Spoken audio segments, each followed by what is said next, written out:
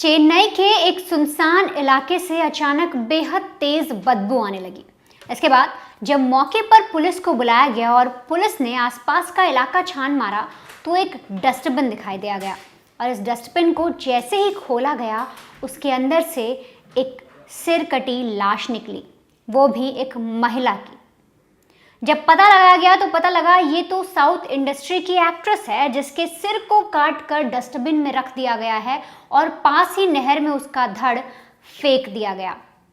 ये पूरी वारदात जानने के बाद आपको समझ में आएगा कि आखिर कैसे इंडस्ट्री में लोगों का यूज किया जाता है, किस तरीके से लोगों को लालच दिया जाता है, किस तरह से लड़कियों से फेवर मांगा जाता है और बार बार उन्हें ये जताया जाता है कि मैं तुम्हें बड़ी एक्ट्रेस बना दूंगा, तुम्हें मैं अपनी पत्नी बनाकर रखूंगा, तुम्हें मैं अपनी गर्लफ्रेंड बना के रखूंगा, लेकिन बदले में मुझे तुमसे कुछ चाहिए।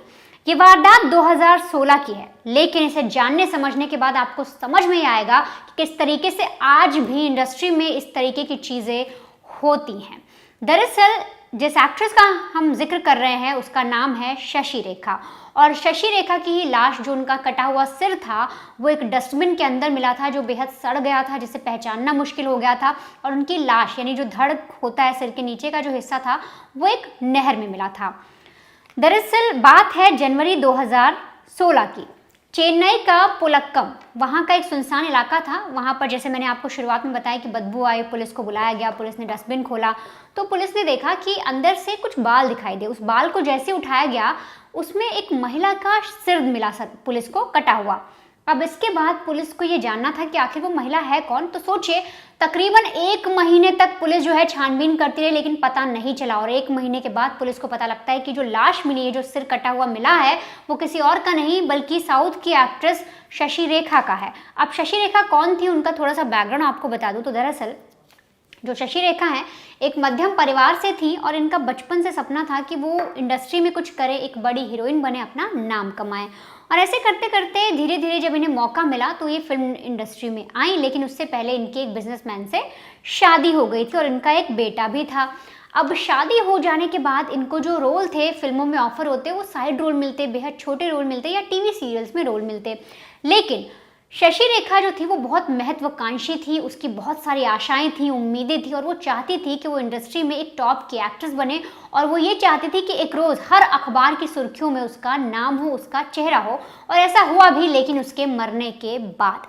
दरअसल जब शशि रेखा के जो पति हैं, जब उनकी शादी हो जाती है और जब वो फिल्मों में ट्राई करती है तो उन्हें छोटे मोटे रोल मिलते, तो ऐसे में अक्सर वो चिड़चिड़ी भी रहती है, उनके पति के साथ भी उनकी नहीं बनती। और एक समय ऐसा आया कि जो उनके हस्बैंड थे उन्हें वो तलाक दे देती हैं और फिर एक किराए पर कमरा लेती है, वहाँ पर अपनी 2 बहनें और 8 साल के बेटे के साथ रहती हैं। अब उन्हें लगता है कि कैसे भी करके उन्हें इंडस्ट्री में अपना नाम कमाना है और ऐसे ही करते वो रोज़ शूट पर जाया करती, वहाँ काम ढूंढती, वो ये देखती कभी उन्हें कोई बड़ा प्रोजेक्ट मिल जाए, लेकिन ऐसा कभी हुआ नहीं। तो ऐसे में उनकी मुलाकात होती है एक टैलेंट मैनेजमेंट कंपनी के ओनर जिसका नाम था रमेश। उससे जब मुलाकात होती है तो बातचीत होती है। अब रमेश जो है वो शशि रेखा से बोलता है कि तुम दिखने में अच्छी हो, ठीक ठाक दिखती हो, तुम्हारा जो बॉडी टाइप है वो भी ठीक है, तुम अच्छी एक्ट्रेस बन सकती हो, मैंने देखा है कि तुम एक्टिंग भी अच्छी करती हो, मैं तुम्हें आगे बढ़ने का चांस दे सकता हूँ, कोशिश करता हूँ कि तुम्हारे लिए कुछ प्रोजेक्ट ढूंढ सकूँ। अब शशि रेखा को लगता है कि शायद ये आदमी मेरी मदद करेगा। रोज़ ऐसे करते करते दोनों की मुलाकात होती है, बातचीत होती है, लेकिन इधर जो शशि रेखा है वो रमेश से प्यार करने लगती है। अब दोनों की जो बातचीत थी, रोज़ की जो दोस्ती थी, वो धीरे धीरे प्यार में तब्दील होती है और प्यार इस कदर होता है कि जो अब शशि रेखा है वो कहती है रमेश से कि मुझे तुमसे शादी करनी है। अब इधर रमेश के बारे में आपको बताऊं, जो टैलेंट मैनेजमेंट कंपनी का ओनर था, दरअसल उसकी भी पहले शादी हो रखी थी और उसकी पत्नी जो थी उसके साथ भी उसकी अनबन हुई थी, बहुत सारे विवाद हुए थे, जिसके बाद जो पत्नी है उन्होंने अपनी एक तरीके से जान ले ली थी और वो इस दुनिया में नहीं थी। तो ऐसे में 2015 में जो शशि रेखा है वो शादी करती हैं रमेश से। उनकी जो पहली पत्नी थी वो मर चुकी थी 2011 में ही। अब इधर जो रमेश था वो भी अकेला था, शशि रेखा भी अकेली थी, दोनों शादी भी कर लेते हैं। शादी के बाद जो शशि रेखा है वो रमेश के साथ उसके घर में शिफ्ट होती है और साथ ही साथ अपने 8 साल के बेटे को भी अपने साथ ही रखती है। अब यहाँ तक सारी चीज़ें ठीक थी, लेकिन कुछ ही महीनों के अंदर शशि रेखा की जिंदगी करवट लेती है, बहुत सारे टर्न एंड ट्विस्ट आते हैं। वो कैसे? दरअसल उनकी लाइफ में एंट्री होती है लवकिया नाम की एक लड़की की, जिसकी तस्वीर आप देख रहे हैं। ये जो लवकिया है ये भी फिल्मों में काम ढूंढने आती है, अपने आप को बड़ा स्टार बनाने आती है, और इसकी भी मुलाकात हो जाती है टैलेंट मैनेजमेंट कंपनी के मालिक यानी रमेश के साथ। रमेश इसको भी वही सेम लाइनें कहता है जो उसने शशि रेखा को कही थी। अब लवकिया से कहा जाता है कि देखो, मैं कोशिश करूंगा कि मैं तुम्हें आगे बढ़ा पाऊँ, मैं तुम्हारे लिए बड़े प्रोजेक्ट ढूंढूंगा, लेकिन मुझे तुम पसंद आ गई हो, मुझे तुमसे प्यार भी हो गया है। इधर रमेश जो है अब वो लवकिया से बोलता है कि वो उससे प्यार भी करता है। लवकिया को भी लगता है कि ये आदमी उसके काम का है, वो भी उसके साथ हाथ मिला लेती है। अब दोनों एक दूसरे के साथ गर्लफ्रेंड बॉयफ्रेंड की तरह रहने लग जाते हैं। इधर शशि रेखा इन बातों से अनजान थी, लेकिन एक रोज उसे सारी कहानी पता लगती है इंडस्ट्री के लोगों के द्वारा। उसे समझ में आता है कि जो उसका पति है अब वो किसी और के साथ अफेयर में है, वो लवकिया से प्यार करता है। इसको लेकर इन दोनों के बीच में बहुत ज़्यादा लड़ाई झगड़ा होता है, और लड़ाई झगड़ा इस कदर बढ़ता है कि एक रोज़ रमेश जो है वो अपनी पत्नी शशि रेखा और उसके बेटे को बहुत मारता पीटता है और धक्के देकर घर से निकाल देता है। अब घर से निकालने के बाद जो शशि रेखा है वो फौरन पहुंच जाती है पुलिस स्टेशन, वहां पर डोमेस्टिक वायलेंस का केस करती है। मामला कोर्ट में पहुंचता है, कोर्ट में बाकायदा इनकी काउंसलिंग कराई जाती है। काउंसलिंग कराने के बाद बताया जाता है कि देखिए, आप दोनों हस्बैंड वाइफ हैं, एक बच्चा है, उसको पाल रहे हैं, तो कोशिश करिए साथ में ही रहिए। और काउंसलिंग होने के बाद दोनों जो है मान जाते हैं। अब शशि रेखा, उनका बेटा और साथ ही जो उनके पति हैं यानी कि रमेश, तीनों एक साथ फिर से रहने लगते हैं। लेकिन यहाँ पर जो रमेश है वो पहले ही सोच चुका था कि उसे कैसे भी करके शशि रेखा से छुटकारा पाना है। अब इधर शशि रेखा और रमेश के बीच में इसलिए भी लड़ाइयाँ होती है आए दिन, क्योंकि रमेश ने प्रॉमिस किया था उससे कि मैं तुम्हें कोई बड़ा प्रोजेक्ट दिलाऊंगा, लेकिन शादी होने के बाद शशि रेखा को कोई बड़ा प्रोजेक्ट नहीं मिला, बल्कि उसे और भी छोटे मोटे काम मिलने लग गए। तो ऐसे में वो और ज़्यादा गुस्सा करने लगी। रमेश भी उसे बोलता कि तुमने फिर मुझसे शादी क्यों की? अगर तुम्हें इतना ही बड़ा स्टार बनना था तो तुम्हें ऐसे नहीं रहना था, तुम कहीं और ट्राई करती। बहुत सारी ऐसे लड़ाइयाँ होने लगी। लेकिन रमेश को मन ही मन लवकिया से शादी करनी थी, तो वो समझ चुका था कि कैसे भी करके उसे शशि रेखा को ठिकाने लगाना है।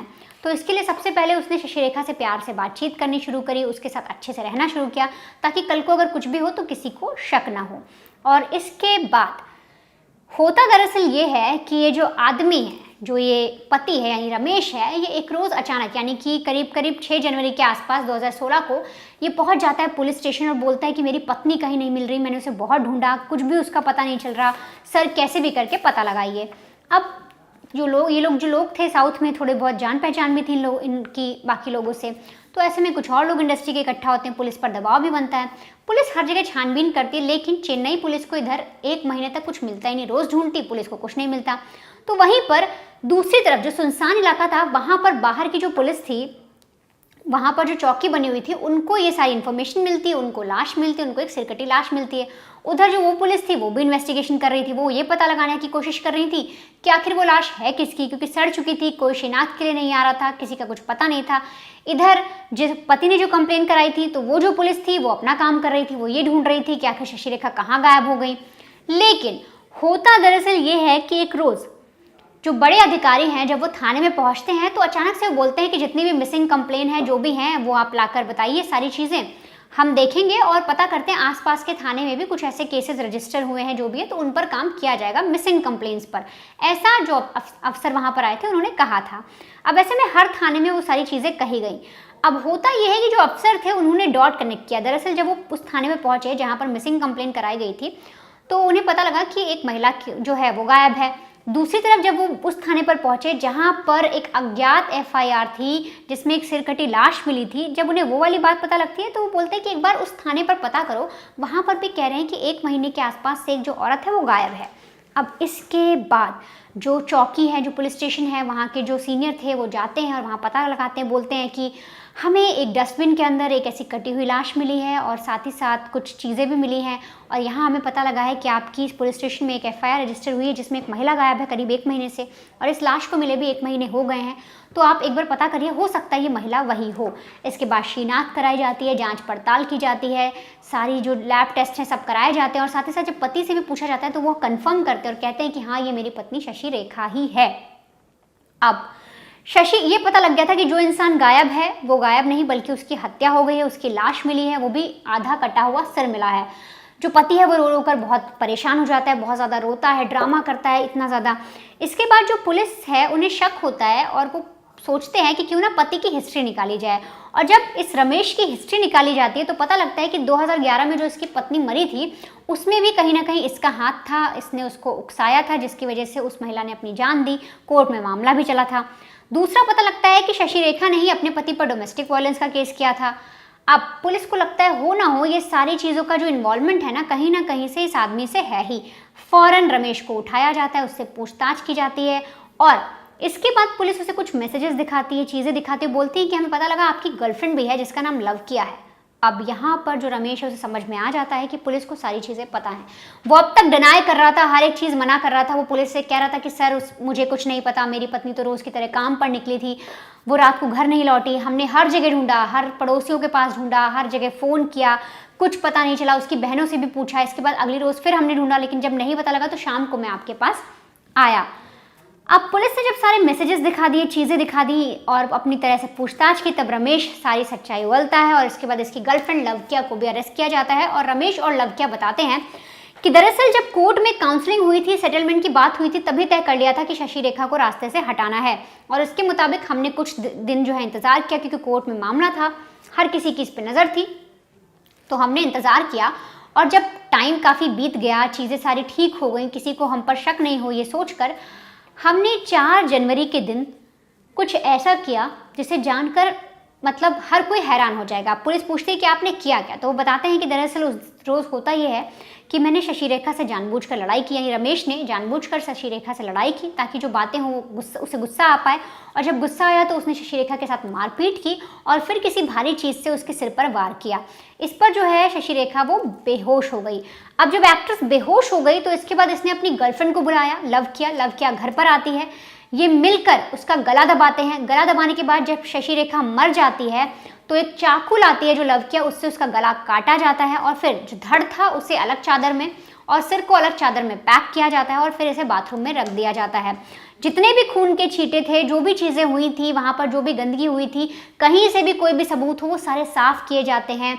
घर से एक एक चीज़ की सफाई की जाती है और सफाई करने के बाद जब खून के सारे धब्बे मिट जाते हैं, हर एक चीज़ साफ़ हो जाती है, तो ये बड़े ही आराम से देखते हैं कि जब शाम हो जाए तब उस बॉडी को लेकर निकलते हैं कार के अंदर और फिर एक सुनसान जगह पर पहुंचते हैं जहां देखते हैं कोई सीसीटीवी ना हो, कोई सुराग ना हो, कोई भी ऐसी चीज़ ना हो। तो बड़ी ही चालाकी से जो एक डस्टबिन बना होता है बड़ा सा, उसमें बहुत सारा कूड़ा था, कुछ कूड़ा हटाकर उसके नीचे उस सिर को रख देते हैं जो कटा हुआ सिर था। और उसी के पास एक नहर बहती थी, वहाँ पर उस धड़ को फेंक दिया जाता है और फिर अपने सारे सबूत छुपाते हैं, चादर अलग फेंकते हैं, मिट्टी में कुछ जो जिससे इन्होंने काटा था उसको गाड़ते हैं, फिर वापस घर पर आते हैं, सारी साफ़ सफाई करते हैं दोबारा से, जो भी इनको डिटॉल वगैरह से करनी थी वो सब करने के बाद जब तेज़ाब वगैरह से सारी सफाई कर लेते हैं, उसके बाद एक दिन का पूरा ड्रामा किया जाता है। फिर अगली रोज़ जो पति है वो पुलिस स्टेशन पहुंचता है। ये सारी चीज़ें जब पुलिस को बताई जाती हैं और पुलिस को पूरी चीज़ें समझ में आती हैं किस तरह से एक लालच के चक्कर में और लड़कियों के फेवर के चक्कर में इस आदमी को एक तरीके से ये चीज़ें थी, क्योंकि इसकी पहली पत्नी जो थी वो भी मर गई, दूसरी को इसने मार दिया, तीसरी लवक्या थी, लवक्या को भी इसने कुछ इसी तरीके से फंसाया था। तो सारा जो षड्यंत्र है, जो सारी साजिश है वो सामने आती है कि किस तरीके से कैसे जो लड़कियां हैं जो आती हैं छोटे शहरों से, जिनके बड़े ख्वाब होते हैं, जो ये सोचकर आती हैं कि वो जाएंगी, वो एक बड़ी स्टार बनेंगी, अपने माँ बाप का नाम रोशन करेगी, तो उनको इस तरह से फंसाया जाता है, उनके साथ एक खेल खेला जाता है, उनको इमोशनल ब्लैकमेल किया जाता है, उनसे कहा जाता है कि तुम मुझे फेवर दो। कास्टिंग काउच के भी आपने कई बार ऐसे केसेस सुने होंगे जो सामने आते हैं जिसमें फेवर मांगा जाता है। कई सारी ऐसी एक्ट्रेसेस हैं, कई सारी ऐसी लड़कियां हैं, जैसे आप इसमें लवक्या को भी देखो तो वो मान भी गई, क्योंकि जब पुलिस ने इन्वेस्टिगेशन की तो पता लगा कि उसने लवक्या से भी फेवर मांगा था। और ये जो आदमी था, जो रमेश था, इसका लगातार ये एक तरीके से साइको टाइप था। इसका ऐसा सोचना ही था कि जब भी कोई लड़की आ रही है जो इसे देखने में पसंद आ रही है, तो ये इसने कंपनी भले टैलेंट के नाम से खोली थी, पर ये उन लड़कियों से फेवर मांगता था, उसके बदले उन्हें काम देता था।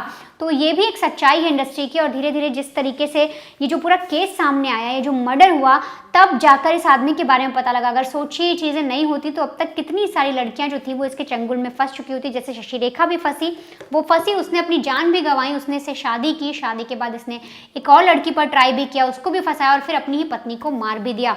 तो फिलहाल जो अभी रमेश है, उसकी जो गर्लफ्रेंड लवक्या है, जिन्होंने इस हत्याकांड को अंजाम दिया, दोनों ही जेल में बंद हैं और ये मामला कोर्ट में चल रहा है।